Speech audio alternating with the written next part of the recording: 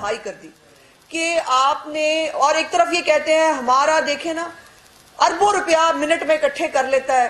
وہ اربوں روپیہ اگر واقعی منٹ میں اکٹھا کر لیتا ہے تو اتنا چھوٹا ہے، اور اتنی چھوٹی حرکتیں ہیں اس کی کہ وہ جو ہے وہ چند لاکھ یا چند کروڑ روپے کے تحفے نہیں چھوڑتا، اور ان تحفوں کو جو ہے وہ پھر ڈکلیئر نہیں کرتا، پھر اس کے بارے میں چوری کرتا ہے، جھوٹ بولتا ہے. پہلے تو دو باتیں پبلک کنزمپشن کے لیے جو کل میں نے سنی کہ جی دو چیزیں ہیں. ایک تو یہ ہے کہ جی 120 دن کے بعد اختیار نہیں ہوتا کہ جو ہے وہ اس کو دیکھا جائے.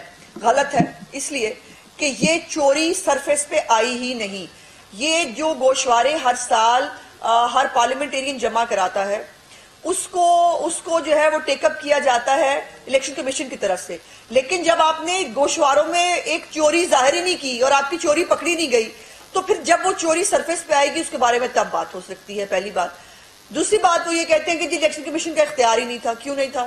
کیا الیکشن کمیشن نے اس سے پہلے لوگوں کو نااہل نہیں کیا؟ اور پھر الیکشن کمیشن کا اختیار وہاں سے شروع ہوتا ہے جب اس کو اسپیکر نیشنل اسمبلی کوئی ریفرنس بھیج دے. اسپیکر نیشنل اسمبلی نے توشہ خانہ کی یہ چوریاں سامنے آنے کے بعد جب اس نے یہ ٹیک اپ کیا کہ یہ چوریاں جب آ گئی ہیں سامنے، عمران خان صاحب نے یہ کرتوت فرما لیے ہیں، تو انہوں نے ایک ریفرنس قانون کے مطابق چیف الیکشن کمشنر کو الیکشن کمیشن کو بھیجا. اب الیکشن کمیشن باؤنڈ ہے بائی دا لا کہ اس نے الیکشن کمیشن بھجوائے جانے والے تمام تر جو ریفرنسز ہیں ان کو ٹیک اپ کرنا ہوتا ہے. یہ ان کی مرضی ہوتی ہے کہ کچھ ریفرنسز کو وہ چاہیں تو وہ ریجیکٹ کر دیں اور کچھ ریفرنسز جو ہیں ان کو چاہیں تو وہ انٹرٹین کر لیں. اور عمران خان کے کیس میں یہ ہوا. عمران خان صاحب سے بار بار ان سے یہ توشہ خانہ ریفرنس کے بارے میں آج سے نہیں ہو رہا.